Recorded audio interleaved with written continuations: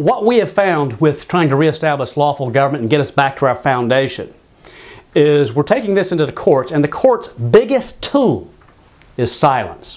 When we go in there and challenge jurisdiction of the courts, the prosecutor just sits there, remains absolutely silent, looks forward, says nothing. The judge will just say, well, we have jurisdiction. I'm challenging it. I'm bringing in the Reconstruction Acts. I'm bringing in the vetoes, or not just me, but others. And we are bringing in the surrender letter of the government of North Carolina, the military order that changed it, saying that this does not line up with government of right, which is the consent of the people. It's more of a dictatorial government. We call ourselves a free people, yet we have a government that we're subjugated to, and it all just doesn't make sense. Silence being the tool, I look at what Mr. Hood is writing here, and it appears that he wants to do the same thing. Silence it. There's no need talking about this issue. I don't want to talk about it. It's a settled issue. John Hood says this: in the Civil War, the Confederate state governments did in fact leave the Union and set up a different compact. That is not a fact.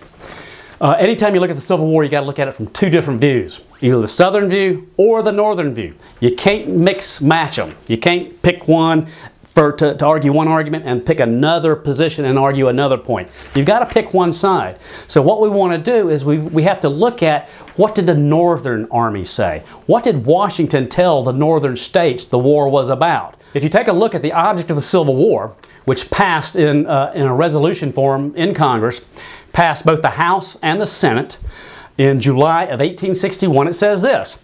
It says, resolved that the present deplorable Civil War has been forced upon the country by disunionists of the Southern states now in revolt against the constitutional government and in arms around the Capitol.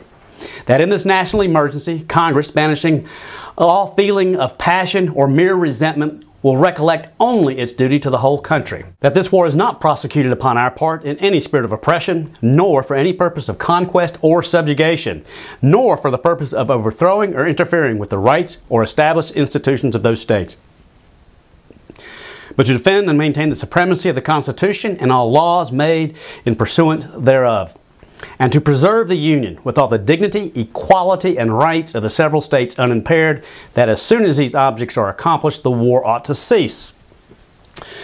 And then also, if you'll go to Abraham Lincoln's July 4th address to the nation of why he was prosecuting the war as the chief executive of the United States, you will see he made a multitude of issues, which I don't have time to go into today, but he basically said that the concept of state sovereignty, the concept of secession were all just totally fabricated and were never part of the foundation of this country, and that the Union was older than the states, and the states owed their existence to the Union itself. I disagree with every point Abraham Lincoln made, but I think, again, people don't talk too much about that. I highly recommend you look at that. We'll probably have another video on that later.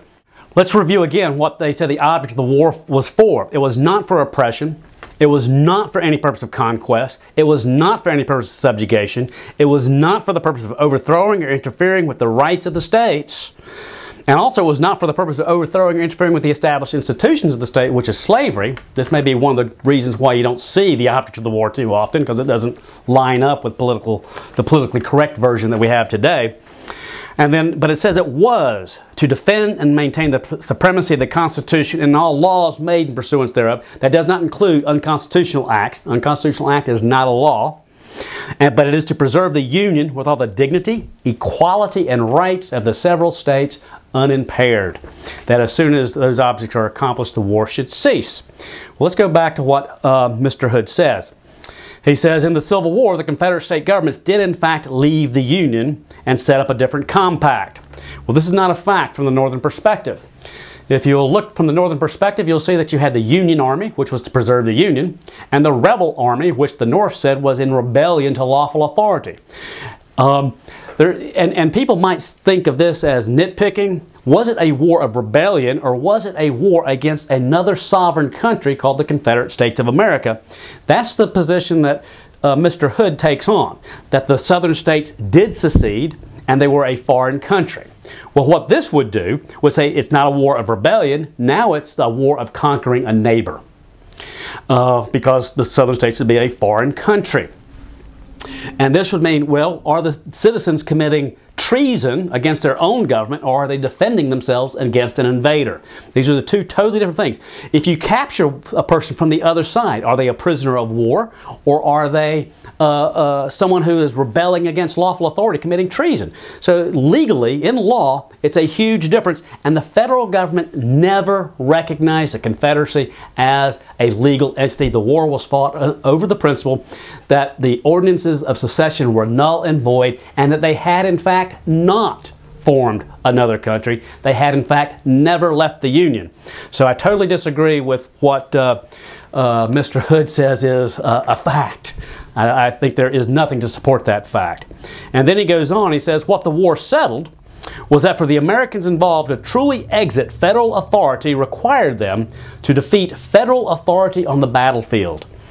Well, this is the concept of secession was a crime. Secession was not a part of our history. Mr. Hood is arguing that the people do not have a right to government of consent. They do not have a right to leave a form of government. They do not have a right to exercise all the principles this nation was founded upon. And if you go to the John Locke Foundation, and if you go to the North Carolina Institute for Constitutional Law, they hold these concepts up high, that this is what the nation was founded on, that people have a right to alter their form of government, to establish a new state government. You know, if you look at my conversation with Jerry Cohen, that's what he was saying, that the people had this right to do this. Well, John Hood says the people don't have that right. The only way you can have a government of your own consent, if you don't agree with the federal government, is by war. Well, again, I believe this is in contradiction to Article 7 of the United States Constitution, which says, which prescribes how do you leave one form of government and establish another. It's done by a convention of the people, and it is binding only on the people in the convention, or the states represented by the people in the convention. You have to remember, we went from the Articles of Confederation to the Constitution through peaceful secession, not having to exit by armed force.